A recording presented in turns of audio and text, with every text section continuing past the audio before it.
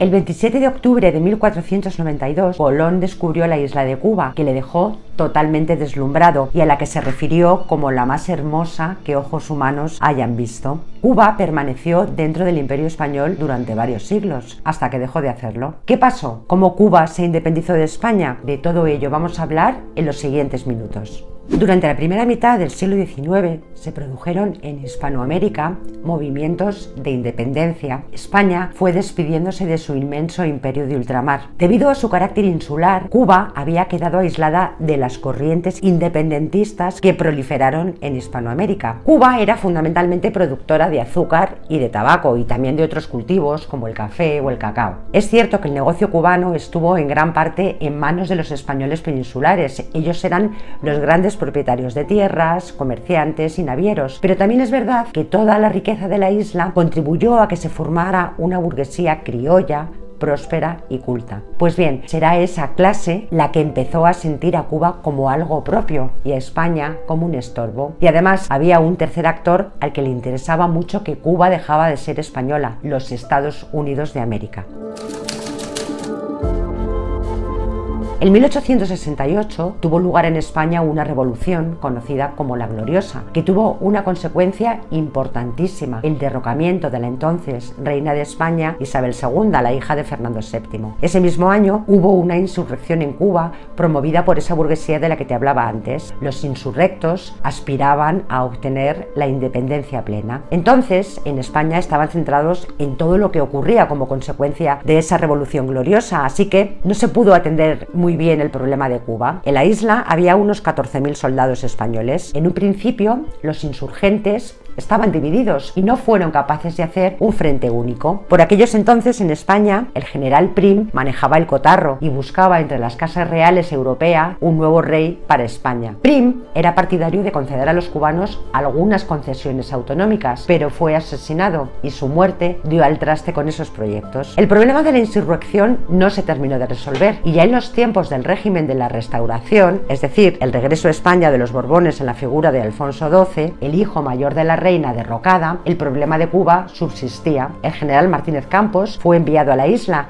y consiguió firmar la paz del Zanjón. 2 años después, las Cortes españolas aceptaban recibir en su seno a una representación de diputados cubanos y decretaron el fin de la esclavitud en la isla. Pero estas soluciones no contentaron a todos. Muchos de los burgueses cubanos no querían estar representados en las Cortes españolas, sino que querían tener las suyas propias. No estaban todos contentos, pero bueno, parecía que de momento las tensiones se habían calmado. Mientras que todo esto ocurría, en Cuba se había ido desarrollando una clase intelectual cubana entre la que empezó a destacar un personaje, José Martí.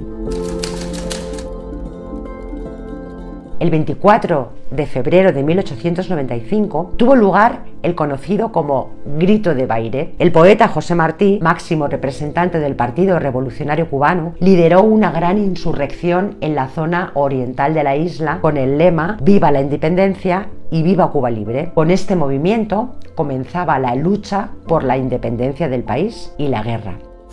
Lo cierto es que la rebelión se extendió como la pólvora por la isla. Las tropas españolas consiguieron contener la revuelta en la capital y concentraron sus esfuerzos en la lucha contra los rebeldes de la zona oriental. José Martí murió en esta fase de la guerra, en una emboscada, y su muerte le convirtió en un mártir de la revolución. Pese a la superioridad del ejército español, no se conseguía acabar con los rebeldes. Además, otros factores jugaron en contra de los españoles: las enfermedades tropicales, la falta de suministros y el cansancio. En España la verdad es que no sabían muy bien qué hacer para acabar con la guerra, y en 1897 se decidió que la isla se convirtiera en un estado autónomo, pero dentro de la corona española. Los cubanos tendrían los mismos derechos que los peninsulares, podrían elegir una cámara de representantes y tendrían un gobierno propio con 5 ministros y un gobernador general.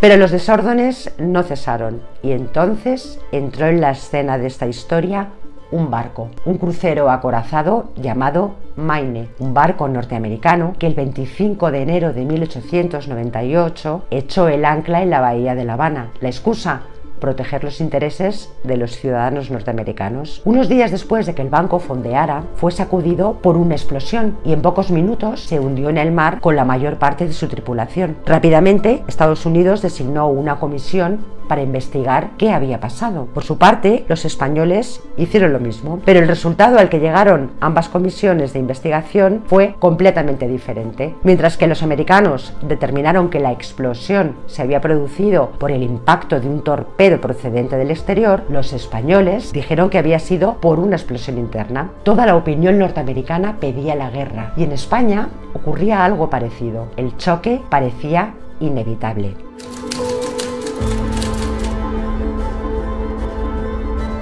En abril de ese mismo año, el Congreso y el Senado de los Estados Unidos se reunieron en sesión conjunta y exigieron a España el inmediato abandono de Cuba. España se negó y los Estados Unidos declararon a España la guerra. Los americanos atacaron primero Filipinas. Pronto cayó la plaza de Cavite.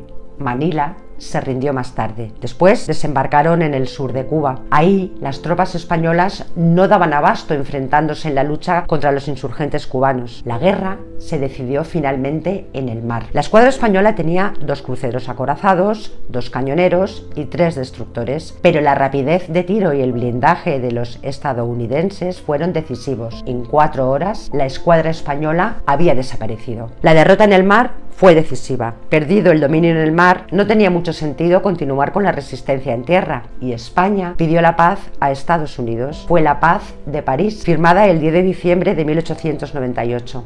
España perdía a Cuba, Puerto Rico y Filipinas, los últimos reductos del que fuera uno de los imperios más fabuloso de la historia. Con esa paz, España perdía su presencia en América. Quédate con este año, 1898, porque ese año pasó a la historia contemporánea de España como el año del desastre, una sacudida de las más tremendas que sufrió España. Además, ese año dio nombre a uno de los movimientos literarios más influyentes de la vida intelectual española, la generación del 98. Con el desastre del 98 acababa una época, la de la Restauración, y empezaba otra completamente diferente.